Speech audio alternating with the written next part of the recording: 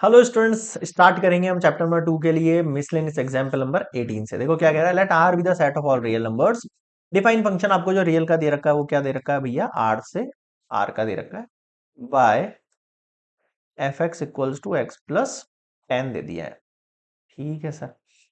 अब मेरी बात सुनना, अगर मैंने एफ की वैल्यू कोई भी पुट कर सकता हूँ, बाय द वे मैं 0 पुट करता हूँ यहाँ पे तो मेरे पास 10 निकल कर आएगा। अगर मैं x की वैल्यू 1 पुट करता हूँ तो मेरे पास 11 निकल कर आएगा। अगर मैं x की वैल्यू -1 पुट करता हूँ तो मेरे पास 9 निकल कर आ जाएगा। f की वैल्यू मैं 2 पुट करता हूँ तो 12 निकल कर आएगा। f की वैल्यू मैं -2 पुट करता हूँ तो मेरे पास -2 और ये 8 निकल के आ जाएगा। आपको क्या बनाना है, इसका ग्राफ बनाना है।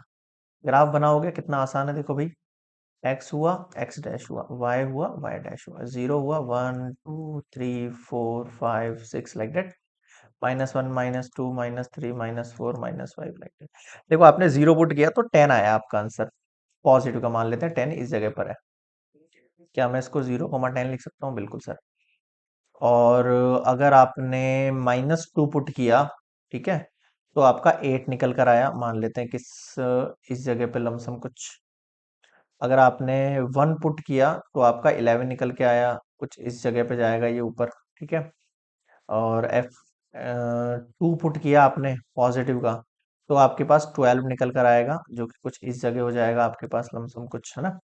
और 3 पुट किया, मतलब इस तरीके से आप यहाँ पे वैल्यूज पुट करते जाओगे। ठीक है। तो ये जो वैल्यू है, जो इसका ग्राफ बनेगा, वो आप देखोगे कुछ इस तरीके से बनेगा आपके पास, है ना। कैसे बनेगा? इस तरीके से आपके पास इसका ग्राफ बनेगा। Sketch the graph of this function, ये इसका ग्राफ है।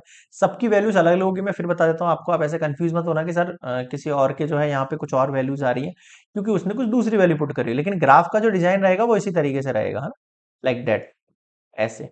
ग्राफ का जो डिजाइन रहेगा ना वो इसी तरीके से रहेगा, बस आपको ये ध्यान रखना है। ठीक है।